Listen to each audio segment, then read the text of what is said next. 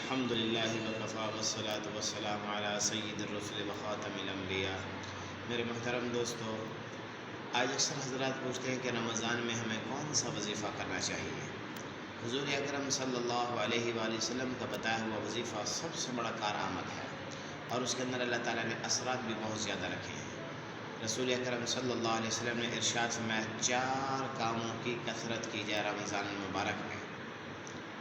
سب سے پہلا، اللہ رب العزت کی رضا کے لیے کلمہ طیبہ لا الہ الا اللہ کثرت سے اس کو پڑھا جائے، چونکہ حضرت آدم علیہ السلام سے لے کر حضور اکرم صلی اللہ علیہ وسلم تک جتنے انبیاء تشریف لائے، تمام انبیاء کے کلمے کا پہلا جز لا الہ الا اللہ ہے، اور یہ کلمہ توحید ہے۔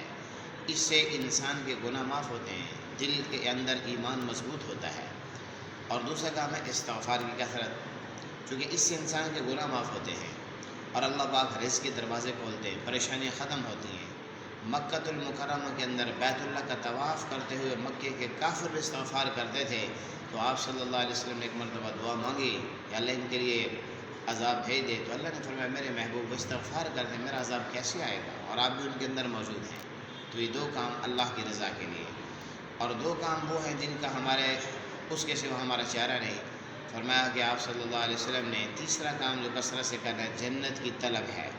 فرمایا کہ جب انسان جنت کا سوال کرتا ہے اللہ تعالیٰ سے، چونکہ اللہ تعالیٰ نے جنت کے 8 دروازے کھول رکھے ہیں، تو اللہ تعالیٰ یہ آواز انسان کی دعا جنت کو سنواتے ہیں۔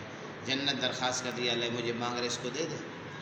اور چوتھا کام فرمایا جہنم سے پناہ مانگنا، چونکہ اس مہینے میں جہنم کے دروازے بند کر دیے جاتے ہیں، تو جہنم سے جب پناہ مانگتا ہے مسلمان، تو اللہ پاک یہ آواز اور دعا جہنم کو سنواتے ہیں، تو وہ جہنم کہتی ہے اللہ مجھ سے پناہ چاہ رہے اس کو پناہ دے دے۔ اللہ پاک فرماتے ہیں گواہ ہو جائے جہنم میں نے اس کو پناہ دے دی۔ تو یہ 4 کام کثرت سے کرنے، کم از کم 3 تسبیحات سے لے کے 5 تسبیحات تک ان کو روزانہ کیا جائے۔ لا الہ الا اللہ، استغفر اللہ، اسألک الجنہ ونعوذ بک من النار۔ اللہ پاک ہم سب کو عمل کرنے کی توفیق عطا فرمائے۔